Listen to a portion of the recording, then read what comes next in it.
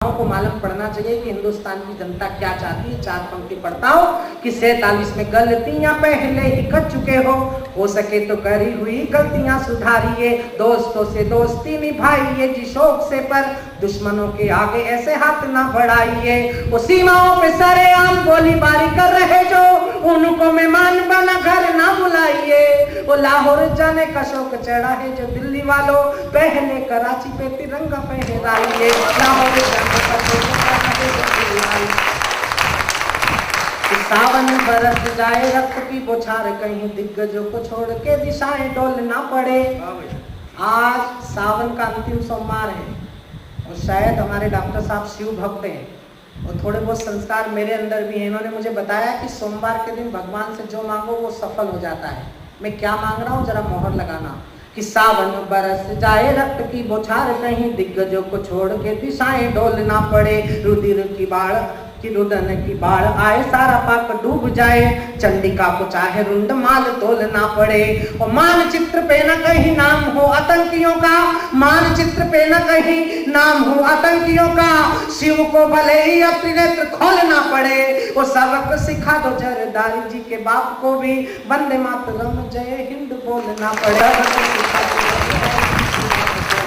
वंदे मातरम जय हिंद बोलना पड़े। अबला तेरी हाय, यही कहानी मैत्री शरण गुप्त जी ने लिखा होगा किस भाव में मुझे पता नहीं, मैं तो उस समय पैदा नहीं हुआ था। लेकिन आज जो हिंदुस्तान की नारी को हम देखना चाहते हैं, मैं आपकी अध्यक्ष महोदया से बहुत प्रभावित हूँ। जिस तरह से वो आदरणीय नगर पालिका अध्यक्ष जी से संवाद कर रही थी, मुझे लगा कि आज कभी कविता कम पढ़ पाएंगे, आज हमें इनकी ज़्यादा सुनना पड़ेगी, क्योंकि हर बार हर एक मिनट में वो खड़ी होकर अपनी बात कहती हैं। लेकिन मित्रों, जो नेतृत्व करता है उसके अंदर ये गुण होना चाहिए कि वो अपनी बात बहुत जिम्मेदारी के साथ, दमदारी के साथ लोकतंत्र में जीने वाले लोक नायकों को कह पाए। मैं 4 पंक्तियां आदरणीय सरिता जी चली गई, उन्हें और हमारी इस बड़ी बहन को समर्पित करता हूं। और मैं बताना चाहता हूं कि हिंदुस्तान की नारी कैसी होनी चाहिए। मैत्री शरण गुप्त का जन्म चिरगांव में हुआ, मुझे वहां जाने का अवसर मिला। लेकिन चिरगांव जिस जिले की कस्बा है, उस जिले से एक महावीरांगना खड़ी हुई। बस 4 पंक्तियों में एक शब्द चित्र बनाता हूँ, पहुंच जाए तो मुझे बताइएगा कि आजादी की आग थी जो अंतस में जाग उठी ज्वाला जागी देश की जवानी थी। कि आजादी की आग थी जो अंतस में जाग उठी ज्वाला जागी देश की जवानी थी। पीठ पे बंधा था लाल शोर से सजा था भाल देश का न झुके बाप की दीवानी थी। और मान संग मान स्वाभिमान को मिली चुनौती स्वीकारी नारी शक्ति की रवानी थी। और दांत में लगाम दोनों हाथ तलवार थामे, ऐसा लगा रानी स्वयं चंडिका भवानी थी। दांत में लगाम दोनों हाथ तलवार थामे, ऐसा लगा रानी स्वयं चंडिका भवानी थी। दांत में लगाम दोनों हाथ तलवार थामे, ऐसा लगा रानी स्वयं चंडिका भवानी थी। तो भारतीय नारी जब त्रिशला बनी है तब दुनिया को महावीर नाम वीर पाता है। कि भारतीय नारी जब कहाँ जा रहे हो भाई साहब? जरूरी काम, वो नहीं जाएंगे तो पास पड़ोस के 2-3 लोग चले जाएंगे। मैं साथ दे रहा हूँ, जिस उद्देश्य से जा रहा हूँ उसमें आज तो क्या कभी भी सफल नहीं हो पाया। जमी जमाई महफिल से आदमी उठता है तो कितना दुख होता है कि बताओ, अभी तक तो ठीक था, एकदम चल दिया। हमने तो रो रो के आंसुओं की झड़ी लगा दी, उस बेवफा ने घूम के छाता लगा दिया। तो मनाते रहो मैत्री शरण गुप्त की जयंती, अगला तो उठ के चल दिया। मैं माहौल बना रहा था, वो तो ऐसा निकला बिल्कुल जैसे कोई वो एकदम इतनी तेजी से उठा जैसे सोयाबीन का बीज अभी डाला और अभी उग आया। क्या यादवों की किस्मत है बताइए। सरदार के समय नहीं गया बता। चलिए एक बार ताली बजा के। मैंने कहा कि गेट बंद कर दीजिए, बच्चे आप भी हैं, बिठाइए। जिन भी प्रकाशकों की पांडुलिपियां हैं उनके प्रकाशक अपने पास नहीं। आपके बच्चे इधर उधर घूमते तो हमें डर लगता है कि डायरी का पन्ना इधर उधर उड़ रहा है। एक भाई साहब बच्चे को संभाल कर बैठे हैं, इसका मतलब घर में भी यही संभालते हैं। भाभी भी निवृत्त होकर बैठी, एक जो बैठा था पास में उसको भैया के ऊपर भेज दिया जा। ये है महिलाएं। बताओ हिंदुस्तान में महिलाओं की कहाँ संकट है।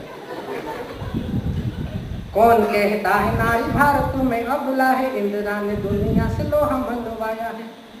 कि कौन कहता है नारी भारत में अबला है, इंदिरा ने दुनिया से लोहा मनवाया है। कौन कहता है नारी भारत में अबला है, इंदिरा ने दुनिया से लोहा मनवाया है। माया ने मुलायम और उमा जी ने दिग्गी राजा, शीला जी ने दिल्ली में फिर झंडा फहराया है। अशोक में अशोक जी वसुंधरा के कारण है, सोनिया ने मनमोहन से देश चलवाया है। और अच्छे अच्छे पहलवान पति भी न बन सके, प्रतिभा ने राष्ट्रपति बन के दिखाया है। प्रतिभा तो सारे पति आज से ये तय करके जाना, इनके हुक्म तुम्हें सदा ही बजाना। आप नगर पालिका अध्यक्ष बन जाओ, आप पद्मश्री लेके डॉक्टर बन जाओ, लोग राजभाषा आयोग के सचिव बन जाओ, मंत्री के ओएसडी बन जाओ, मंत्री बन जाओ, हिंदुस्तान में पति की औकात कभी नहीं बदलती। वो बेचारा हमेशा निरीह प्राणी की तरह घर में रहता है। वो बाहर से घर में घुसते ही उसकी मनुष्यत शुरू हो जाती है। अब ये कितने हंस रहे हैं, अभी घर जाए तो इनकी हंसी इनके बच्चे भी देख पाते हैं। अच्छा, कवि सम्मेलन में तो बच्चे क्या पहली बार माँ बाप को एक साथ हंसते हुए देखते हैं। उनको लगता है ये कार्यक्रम घर में तो होता ही नहीं है कभी। मैं एक ऐसे पति पत्नी को जानता हूँ, मैडम आपके घर भी होता होगा झगड़ा, और आपके घर तो ज्यादा ही होता होगा, क्योंकि आपके ऊपर पूरे प्रदेश का भार है। तो आप तो भाई साहब को बिल्कुल कुछ भी नहीं समझते हो। भाई साहब अगर बैठे हो तो मैं उसे स्वीकारोक्ति भी करा दूंगी। मैं एक ऐसे पति पत्नी को जानता हूँ, मैंने कहा यार तुम्हारे घर में से जब देखो जब लड़ने झगड़ने की आवाज आती रहती फिर भी तुम हंसते रहते हो, क्या बात है? बोले कुछ नहीं यार भाई साहब, झगड़ा तो हमारी कुंडली में लिखा है, लेकिन हंस इसलिए लेते हैं कि झगड़ा होता है, बर्तन फेंक के वो मारती है, अगर लग जाए तो वो खुश, नहीं लगे तो मैं खुश। अब बताओ इससे ज्यादा दयनीय पति की स्थिति आपने कहीं देखी? हिंदुस्तान में पति चाहे तो पत्नी से आगे कुछ नहीं कर सकता, क्योंकि हमारे पूर्वज व्यवस्था ऐसी बना के आप सब जानते हैं, माता बहनें घर में भोजन बनाती है, पहली रोटी गाय की और आखिरी रोटी कुत्ते की। देखो आप कहियो को तो अपना चरित्र चित्रण इसी में समझ में आया। धमतरी तो फिर भी ठीक जगह है, यहाँ गाय भी मिल जाती है, कुत्ते भी मिल जाते हैं। डॉक्टर साहब मूर्ति बाद में लगाना, पहले मच्छर का इंतजाम करो। अगर इतने शहर में मच्छर है तो हम सबकी मूर्ति यहीं लगने वाली है, समझ। वो दो चले गए जिंदा, हम नहीं जा पाएंगे। मच्छर वहां तक घुस गए जब तक घर वाले भी नहीं पहुंच पाया है। दो रोटी बनाती, पहली रोटी गाय की, आखिरी रोटी कुत्ते की। अब धमतरी है, छोटा शहर है, गाय भी मिल जाती, कुत्ते भी मिल जाते। सरदार दिल्ली में रहता है, महानगर में ना गाय मिले ना कुत्ता मिले। अब ये 2 बजे घर पहुंचेगा तो इसी को वो दोनों रोटी गर्म करके खिलाए, ताकि गाय सरी की गर्दन डाले रहेगा।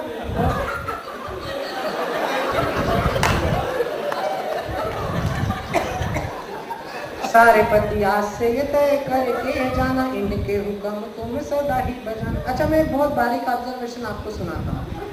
आपके संग भी घटा होगा तो आपको भगवान की कसम है, झूठ बोलो, भगवान के दरबार में बैठे हो। सच कहूँ तो मेरा साथ देना।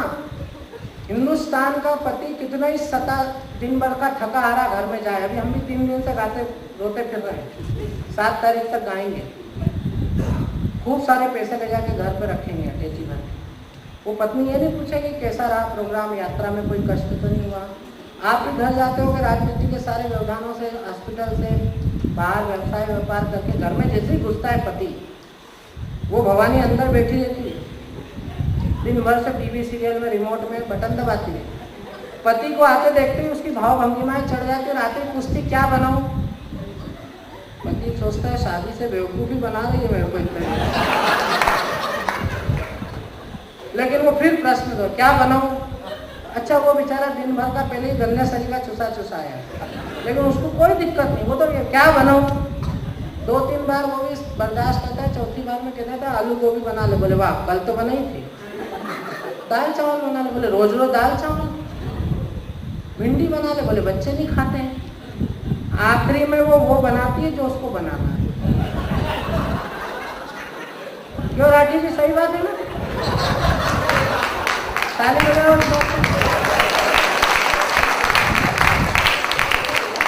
मेरे पड़ोस में मुंगड़ा भाभी रहती, मैंने उनसे पूछा, मैंने कहा भाभी जी जब तुमको यही बनाना था तो तुमने उसके इतने प्राण क्यों पिया आधे घंटे तक?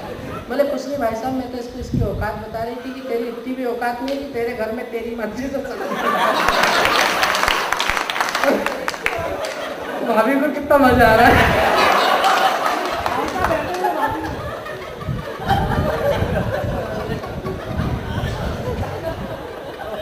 कि सारे पति आज से ये तो सरदार यूं ही चला गया, बताओ।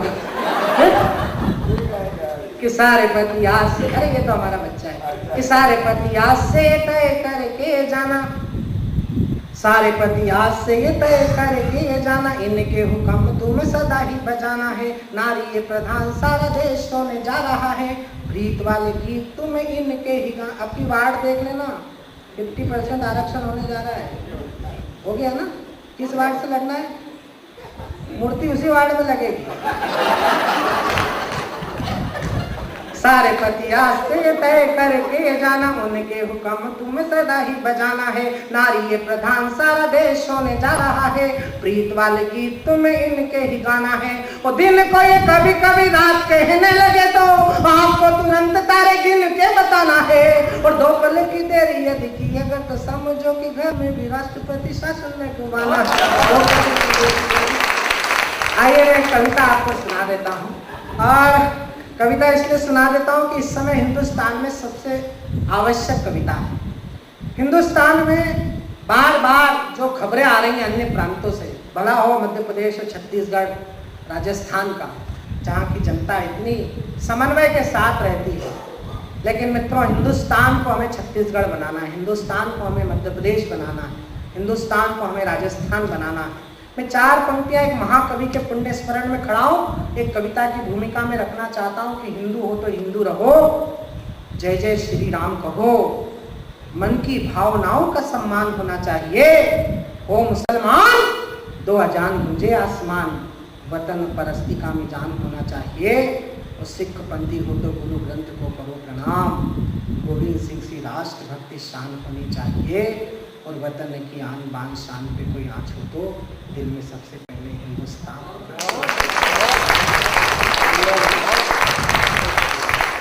सहारनपुर में हमारे सिख बेटों के साथ जो अन्याय हुआ है उसके खिलाफ कोई बोलने वाला नहीं हिंदुस्तान में।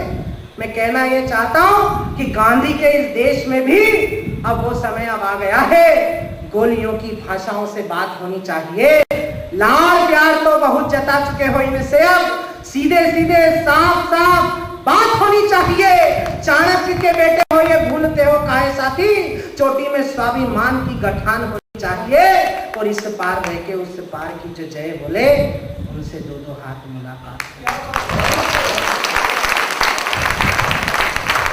हिंदुस्तान की 125 करोड़ आबादी के मुखिया को लाल किले पर 15 अगस्त के दिन कहना पड़ेगा कि कोई आंखें नहीं दिखाना इन सिंहों से, इन सूरज की संतानों को, कोई आंखें नहीं दिखाना इन सूरज की संतानों को। जान हथेली पल्ले चलते ऐसे देश जवानों को, मातृभूमि पे तन-मन अर्पित करने के अरमानों को, रंग दे बसंती चोला, फांसी चूमे उन परवानों को। कब तक मान धरेंगे हम गद्दारों की मनमानी पर, कब तक संत बनेंगे हम मक्कारों की मनमानी पर। अब के कोई भ्रम ना पाले भारत माँ को बांटेंगे, अब की हमने ठान लिया है पहले गर्दन काटेंगे। अब के कोई भ्रम ना पाले, अब के कोई भ्रम ना पाले भारत माँ को बांटेंगे, अब की कोई भ्रम ना पाले भारत माँ को बांटेंगे। अब की हमने ठान लिया है पहले गर्दन काटेंगे। जो बीत चुका हम भूल चुके बंटवारे वाली रातों को, पहले टुकड़ा डाल चुके हैं जिन्ना के जज्बातों को। बार बार हमला करके तुमने औकात बताई है, तुम तो पाप से जन्मे हो जो असली जात दिखाई है। अब के युद्ध हुआ तो सारी तान मिटाकर मानेंगे, अब की हमने ठान लिया है।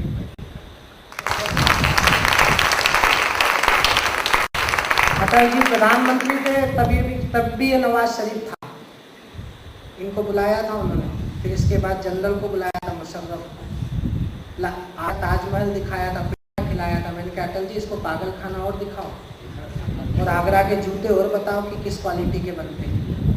मैं 4 पंक्तियों में हिंदुस्तान का वर्तमान और भूतकाल दोनों पढ़ रहा हूँ, और भविष्य के लिए आपका समर्थन चाहता हूँ कि अभी आगरा देखा तुमने, अभी आगरा देखा तुमने, अभी आगरा देखा तुमने, देखा है चित्तौड़ नहीं। ताज की सुंदरता को देखा, देखा खुद का कोड़ नहीं। तुम आसमान की ऊंचाई को ओछे हाथों नाप रहे, तुम भूल रहे हो बरसों पहले हम ही तुम्हारे बाप रहे। तुम भूल रहे हो बरसों पहले हम ही तुम्हारे बाप रहे। अब की भूले बिसरे पुरखे याद दिलाकर मानेंगे, अब की हमने ठान लिया है पहले गर्दन काटेंगे। लश्करे तोयबा, हिजबुल हुर्रियत और सुन ले Haji Mastan, semi bin Laden समझ ले और समझ ले तालिबान। भारत की संस्कृति सनातन कोई मिटा ना पाएगा, दुश्मन कर्मों से कुर्बानी फिर सूली चढ़ जाएगा। ये महावीर के बेटे, ये महावीर के बेटे, ये महावीर के बेटे जब हाथों हथियार उठा लेंगे, फिर भारत का पूरी दुनिया पर झंडा। ये महावीर के बेटे जब हाथों हथियार उठा लेंगे, फिर भारत क्या पूरी दुनिया पर झंडा फहरा देंगे। अब के युद्ध हुआ तो सारी तान मिटाकर मानेंगे, अब की हमने ठान लिया है पहले गर्दन काटेंगे। संस्कृति विभाग छत्तीसगढ़ शासन का इसलिए बधाई के पात्र है कि उन्होंने राष्ट्र कवि मैथिली शरण गुप्त के लिए पूरे 4 दिन तय किए। उत्तर प्रदेश जहाँ पर राष्ट्र कवि का जन्म हुआ है, चिरगांव, वहाँ के कई बार कार्यक्रमों में मेरा जाना हुआ है। शासन केवल औपचारिकता पूरी करता है। अगर शासन ने इतना बड़ा कदम उठाया है तो मैं गौहरी वैश्य समाज के लोगों से केवल उनसे नहीं, इस क्षेत्र में रहने वाले हर एक प्रत्येक नागरिक से निवेदन करूंगा कि अगले साल इतना हुजूम होना चाहिए इस कार्यक्रम में, ताकि हमें सुनाने वालों को आनंद आए, आपको सुनने वालों को आनंद आए। मैं एक संकल्प पढ़ने जा रहा हूँ कि मातृभूमि अस्मिता का प्रश्न यदि आएगा तो ये रचना भी द्रौपदी का चीर बन जाएगी। शिवाजी, राणा प्रताप, अब्दुल हमीद और शेख भगत का नजीर बन जाएगी। तन मन धन सब देश पार कर ये कविता की आत्मा फकीर बन जाएगी। वो बेरियों की छातियों को भेदने का लक्ष्य लिए ये लेख अर्जुन का तीर बन जाएगा। आइए मित्रों, हमें लग नहीं रहा था कि कवि सम्मेलन इतना बढ़िया हो जाएगा, लेकिन कवि सम्मेलन कभी भी कवियों से नहीं होता है। कवि सम्मेलन जब भी अच्छा होता है, अच्छा सुनने वालों से होता है। मैं धमतरी के उन प्रबुद्ध लोगों को केवल 4 पंक्तियां भेंट करता हूं कि आप जैसे लोग मिलते नहीं हैं, इस महक के फूल अब मिलते नहीं हैं, आप चलकर आ गए हैं शुक्रिया, वरना लोग तो भूकंप में हिलते। हम पशु मेलों में कविता सुनाने जाते, गधों का मेला लगता है राजस्थान में के पास पुष्कर में, उसमें बहुत बड़ा कवि सम्मेलन, हम उसमें कविता सुनाते हैं। वो गधे के व्यापारी अपनी नहीं, हम कहते ध्यान दीजिए, वो कहते अपना काम कीजिए। लेकिन आप लोगों ने जिस तरह से कवि सम्मेलन को सुना है, इस कवि सम्मेलन के मंदिर पर शिखर रखने की जिम्मेदारी जिस कवि, ये जनक जननी जगदम्बा सीता की धरती है, ये आदि कवि वाल्मीकि की धरती है, ये वो धरती है जिसने लोगों का लालन पालन किया है। कविता इसके कण कण में विराजित है, इसीलिए यहाँ पर इतने बड़े बड़े कवि हुए, स्वर्गीय नारायण लाल परमार से लेकर बड़े भाई सुरजीत नवदीप तक, जिन्होंने हिंदुस्तान में धर्मतरी को गौरवान्वित नहीं किया, स्थापित करने में अपना पूरी ऊर्जा लगाई। उस धरती पर जिस कवि को सर्वाधिक प्यार मिला है, और आदरणीय पद्मश्री डॉक्टर सुरेंद्र दुबे जब 2010 में राष्ट्रपति भवन से अपनी पद्मश्री लेकर बाहर निकले थे, साथ आमिर खान को भी पद्मश्री मिली थी, जो अभी नंगा खड़ा है। वो टेप हटा, क्या क्या हटाना पड़े टीवी पे से, कहां पहुंचा दिया, को सम्मान दे दिया हमने। भारत सरकार सोच रही है इसको पद्मश्री देके इसका सम्मान किया है कि हमने स्वयं का अपमान किया है। लेकिन एक आपका बेटा है जिसे पद्मश्री मिली, सानिया मिर्जा, आमिर खान, बड़े बड़े लोग पद्मश्री लेकर बाहर निकले, कहा मेरी माँ का योगदान है, कोई ने कहा मेरी पिता की मेहनत है, कोई ने कहा मेरी पत्नी ने मुझे राह दिखाई है, कोई ने कहा मुझे भाई ने आगे बढ़ाया है। लेकिन एक और एक पद्मश्री एक ऐसा कलाकार छत्तीसगढ़ का था, डॉक्टर सुरेंद्र दुबे, जिसने कहा ये पद्मश्री मेरी नहीं, 36 करोड़ की, 2.5 करोड़ छत्तीसगढ़ की उस जनता की है जिसने मुझे सम्मान। आइए, मैं घर में बुला रहा हूँ, धमतरी उनका घर है, वो रायपुर दुर्ग के हैं, धमतरी से उनका बहुत स्नेह है। मैं उन्हें आपके बीच में आवाज दे रहा हूँ, आप जरा तालियों की गड़गड़ाहट के साथ उन्हें आवाज दीजिए। क्या तो दीवाना हंसे, या तू जिसे तौफीक दे, वरना इस दुनिया में आकर मुस्कुराता कौन है। तनाव देने के तो आपके रिश्तेदार काफी, हंसाने का काम ये कर सकते हैं। ये काम कोई नहीं कर सकता जो डॉक्टर सुरेंद्र दुबे करते हैं। अभी 1.5 घंटे किसानों को हंसा कर आए बालोद में। रोते हुए किसान के चेहरे पर मुस्कुराहट के हस्ताक्षर कर दे, उस कवि का नाम है डॉक्टर सुरेंद्र दुबे। एक बार जोरदार तालियां बजाते हैं।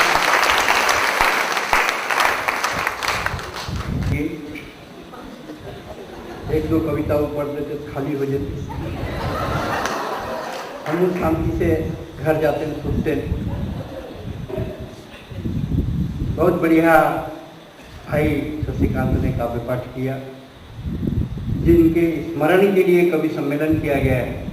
उस विधा के कवि ने भाई नितिन भारती की 4 पंक्तियां याद आती हैं कि जनतंत्र के कमरे में एक खाट पे लेटा हूँ, मैली सी फटी चादर, बीमार वतन ओढ़ के। उसी की धरती पे छत्तीसगढ़ में साहित्य का संस्कार धमतरी से गया। एक जमाना था जब पवन दीवान, कृष्णा रंजन, नारायण लाल जी परमार, मुकीम भारती, सुरजीत नवदीप, त्रिभुवन पांडे, पूरी एक टीम छत्तीसगढ़ में धमतरी से बनकर जाती थी। पूरे विधा के कवि यहाँ रहे। उन्होंने यहाँ की जनता को कविता सुनना सिखा दिया। रात के 1 बज रहे हैं, 500 करोड़ की फिल्म बनती है, जिसमें 4-5 डांस होते हैं, 8-10 ग्लैमर वाले चेहरे होते हैं, उसमें भी एक इंटरवल होता है। वो भी पब्लिक को इतनी नहीं रोक सकती जितनी कविता ने आज आपको रोक रखा है। इसका मतलब है कि आज भी कविता के पास कुछ तो है आपको देने के लिए, इसलिए आप यहाँ बैठे। मैं आपका स्वागत करता हूँ। वो चिल्ला चिल्ला के कविता पढ़ते, बम्बई में पढ़ी, फेफड़ा बाहर निकल गया। सच में मैं सीरियसली बता दूं, जल्दी जल्दी खुशेरे यार, एक तो पाकिस्तान में बिल्कुल पैदाइशी दुश्मनी है। ये तो हमन का है छत्तीसगढ़िया आदमी 60 कट खोजता। हम एक लंबा चौड़ा पाकिस्तान के ऊपर कविता नहीं लिखा। मैं एक कुकुर पाले, उसका नाम रखे पाकिस्तान, और घर में कुछ 2 लात मारे क्या क्या करी मन संतोष। चलो